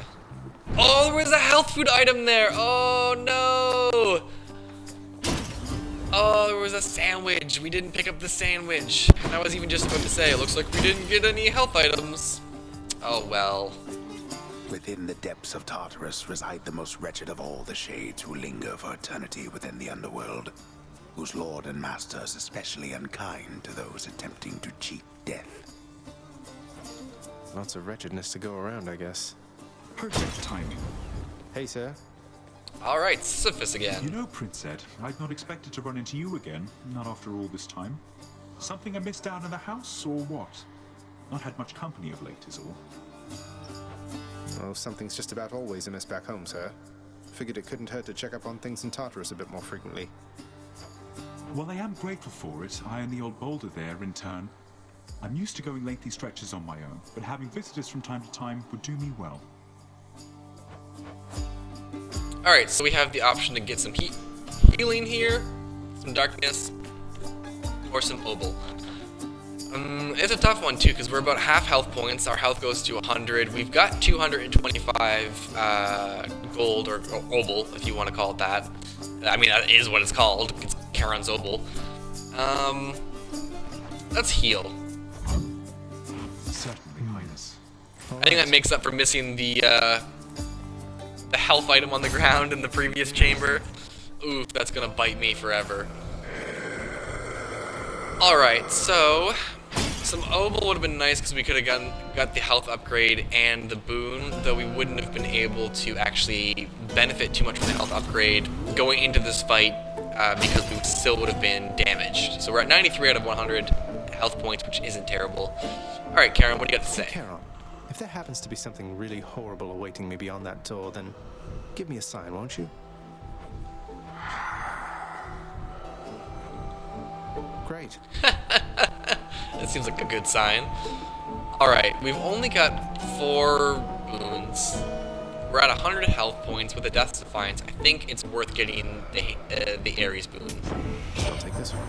I knew that foul boatman would come through, and you would find amongst his wares this gift.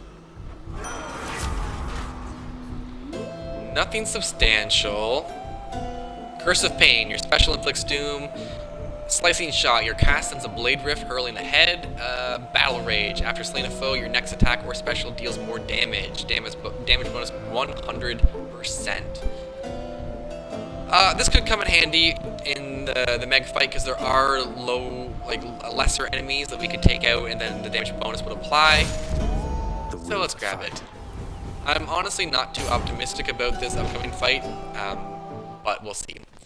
I'm back, Meg. Even if you manage to get past me, there's no getting out of Asphodel. You saw what it was like. You really want to go back there? It's not a matter of want. The way out is there, in that direction, past the River of Flame. You're more stubborn than your father. I never thought that such a thing was possible. Alright, let's do this. Ooh.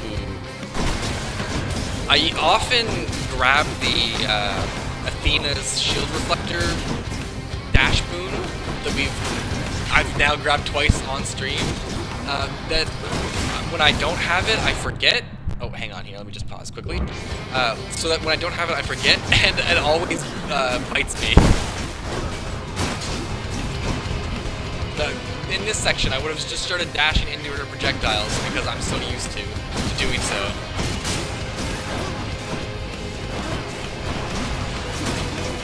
Ooh, right into her. Alright, let's take out these witches shooting all these projectiles at us here. Ooh, we're taking all kinds of damage. So far, we've taken around 50 points of damage, I think.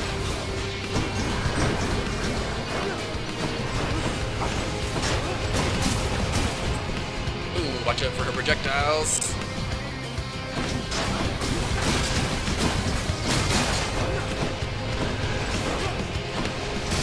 So she is being affected by Hangover. You can see under her health bar, you'll actually be able to see what status effects are currently afflicting her. You can see there's 2, 3, 4 stacking.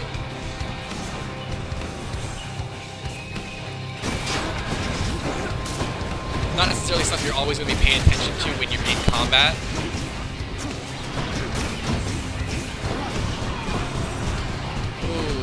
Projectiles, man. The projectiles.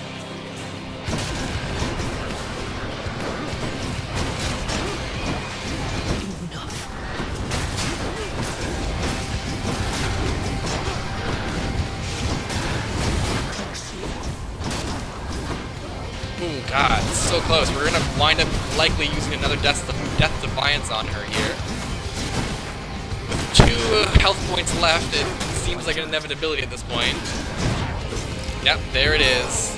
But that will ensure that we are able to take her out, so long as we don't royally screw it. Yeah, there we go. Alright. Just a bit of rustiness and a bit of lack of skill, I guess, that I keep dying to Meg. Alright, so we've got access to, or we've been given another Titan Blood here. And I should note that you're only given these key rewards after a major boss fight per item. So if we were to have done this again with the sword, this would not have been Titan's Blood because we already claimed the Titan Blood reward with the sword fighting Meg. So now we've done the same with the shield. And this doesn't give us a healing flask of some sort. And of course, we don't yet know in the game why we're collecting Titan's Blood or what it can be used for. Alright, we're gonna heal up. Check out the shop.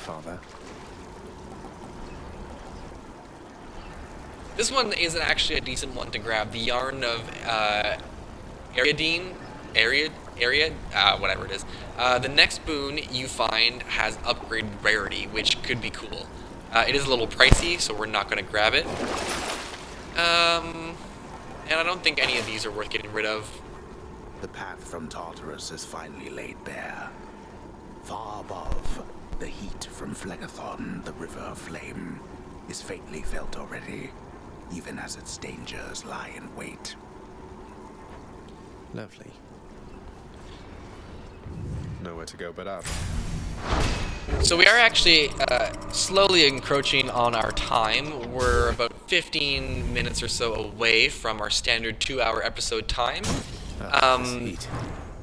With that in mind, this run and running, well, depending on where we end in this run, we could perish, we could go far. I mean, we've got a Death Defiance already used, but who knows? We're gonna see as far as we can go. But we're kind of seen better days or nights.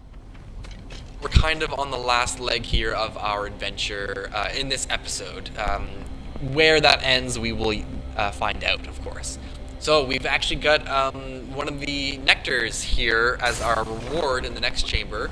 We have not yet collected one, so it'll be nice to finally get one of those and be able to gift one to one of the NPCs in the game. You can actually see what that does for us, who we wind up giving it to.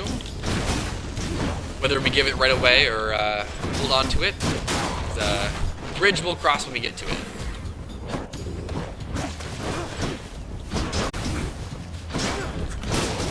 So, as you'll notice, enemies will also take damage when they're standing in the magma, just like Zagreus does. So it is in your best interest if you can to, or if it's worthwhile to, depending on the circumstance, to knock an enemy off into the magma. Dead. A bottle of nectar. Who should I give this to? Alright. We got ourselves a bottle of nectar. 2 options to pick from. We've got a Palm or Hades.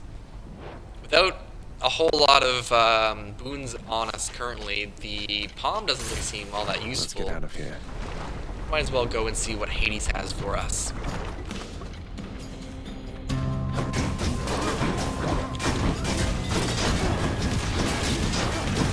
Alright. Got some enemies with armor here. Ooh, don't want to stand too far into the lava. Feast for Aegis. Don't even want to let them get into an attack animation. Just completely take them out.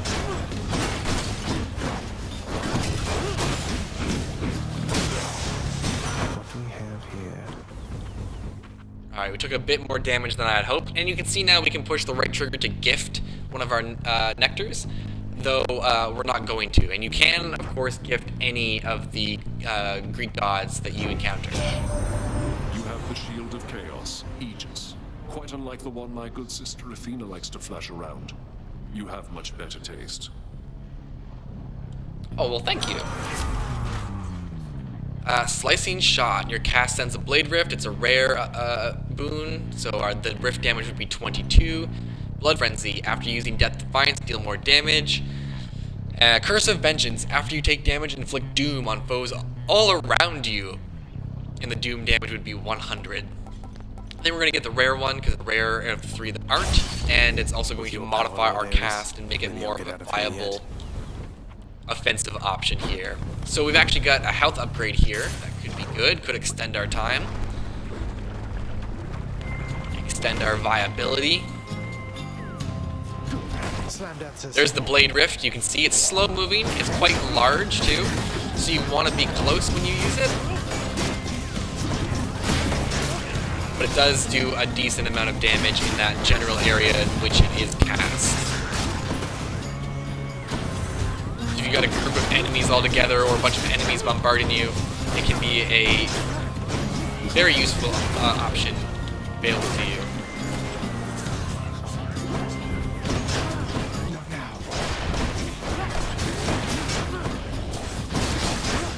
Alright, we've got to deal with this witch here.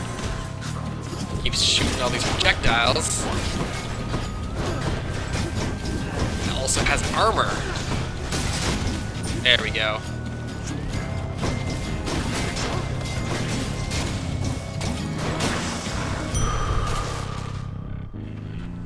I'll take that. Not too shabby. We got Charon's shop, or we've got Zeus. Let's go with Zeus. We're still early on in Asphodel, so we're going to Charon's shop wouldn't mean the end of the run, so we still got a bit more to explore here. Oh no, we've got the witch chamber. This one's tricky. I always... the only way I tend to survive this one is with the shield deflector boon, where you dodge and deflect projectiles, because as you can see, the screen gets quite bullet helly. And you can also burn the magma, and you can't see where the enemy is. It's just chaos constantly, and they've got armor.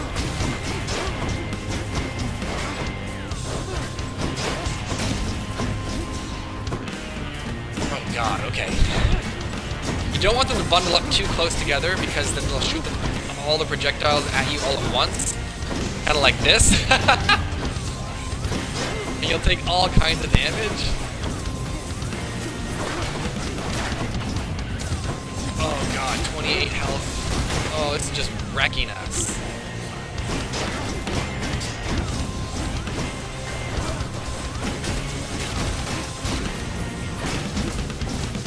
Oh god, it's so risky to go and take them on because they're in the magma and everything. 7 HP. Oh god. It took us down from 80, I think. Oh, and we even managed to beat it at 1 HP. I agree, Zagreus. Witchcraft.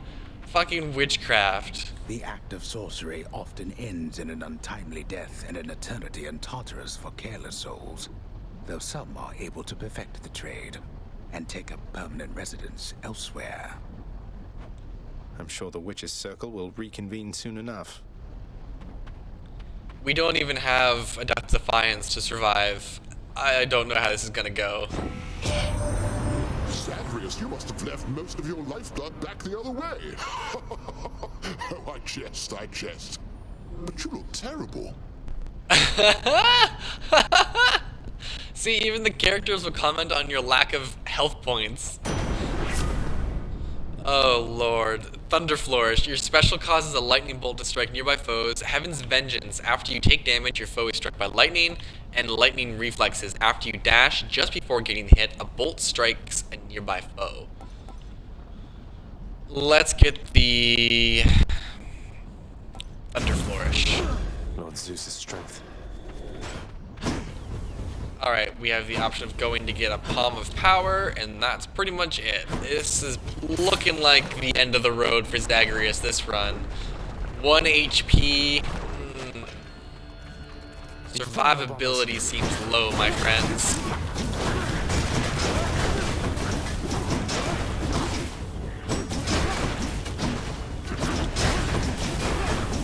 Survivability seems... There it is. There it is.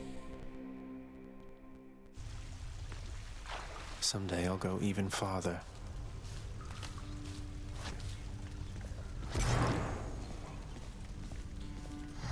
So the game is telling us to give a bottle of nectar to a friend, which we will eventually do, but we're going to tour the House of Hades, get the dialogue coinciding with the end of our run, and that will terminate our episode today, as we are about 6 minutes away from our 2-hour mark. What do these shades have to say here? Hey, welcome. Now that was one for the historians, let me tell you. Cause of death, elephant. Oh, no Hypnos. Who's that sniveling shade to your immediate left there, Father? Already found someone new to do the busy work. And here I thought I was utterly indispensable. That shade, boy, is my newly designated contractor. One whose responsibility is to work on this house. Though who shall pay for everything my subjects here demand, I do not know. You're trying to guilt me into funding the exorbitant furnishings you desire. Perhaps once we are finished with repairs for all the carnage you have sown throughout my realm, then we might finally have time for all the needed renovations that have piled up. Nice. How you holding up, boy? Eating well lately? All 3 mouths full and happy? Each terrifying maw of the infernal watchdog Cerberus responds affirmatively, one after the next, as if to reassure the ever-doubting prince. You want more pets? I got more pets here, boy. Do not Let him manipulate you, Cerberus. Cerberus is a good boy. You'll get the hang of it out there, lad. For all our sparring practice, there's no teacher like the real thing. Now then, I have something for you. What, wait, you're giving me your codex? I can't accept something like this. Please, I insist. I want your love of history to grow, not just your love of warfare. Besides, maybe you can finish out the rest of it. I'm grateful. This is what I was trying to open earlier. Now we have the Codex, which is a really neat addition to the game. It's totally unnecessary, but it's basically, a Codex is a Codex. If you're familiar with my Mass Effect Legendary series, the Codex is just the source code, or the source for all of the in-game lore, and the same goes here. It's just the source for all the in-game lore. You got write-ups on all the characters, Achilles, Sisyphus, Cerberus, Skelly, items, locations, the whole shebang, and I will read them to you on stream, just not now. We will actually probably open up next episode with going through the codex that Achilles gave us and just checking out the entries, because as you can see here, you can gain entries, so it's worth jumping back into the codex every so often and reading more about these characters and the worlds and the items to kind of flesh out the game a bit. Unnecessary, but totally welcome, and such a nice addition to the game, honestly. So we've got the house contractor here. Something from the Fates. So we now have the ability to unlock either the underworld renovation that allows for infernal troves to show up in the game, and infernal troves are treasure chests worth more the faster you slay the foe guarding them. So a chest will say gain 100 gold, and you have to slay as many foes as possible in the time limit, and as time goes on, the gold decreases and your net value is based on however much time was left when you finish the combat encounter. We've also got the keepsake switcher, which we don't need right now because we don't have any keepsakes. So we're going to actually get the infernal trove. Chambers of the underworld ought to be a little livelier with this. Whatever are you going on about? There we go. Nyx must be someplace else. What are your sisters up to these days, Meg? I've not seen them around. We're stretched a little thin, as you can see. Some kind of war up there meant lots of business here. I'm left to hold the line and deal with you. More sass from Meg, as expected. And we'll check out our mirror here. We've got 40 darkness, which we're going to save for the greater reflex upgrade. Skelly? Fine. Hey, Skelly, you look like you know your way around Tartarus. Found some of this ancient Titan blood out there, and I was looking to score some more. Ah, you come to the right place regarding that there, pal. It's your mean weapons back there that can find this stuff. Once you get all the way through Tartarus with one, that's all the blood you're gonna get. For the time being, anyhow. How am I supposed to keep track of which weapons I've earned these with, then? I don't know. There's always the invention of writing stuff down. You'll figure something out. I love it. I love it. Alright, so we could unlock the bow with our one key, which, might as well do. Open up. Coronacht, the Heart Seeker. Let's deal some death. This is the bow. You can charge your shot, and there's actually a point in which the shot peaks in damage. You can see it glow there. We just did it, release X while flashing to power shot. So just like that, it's a timing thing. Like that, and then you've got your dash strike.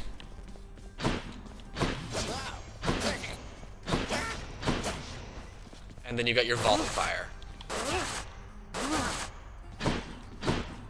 The courtyard of the House of Hades is kept neat and orderly, in contrast to the terrifying sprawl that lies beyond. It's not that orderly, really. And that's pretty much the 2-hour mark, and we're going to save right there. It auto-saves, of course.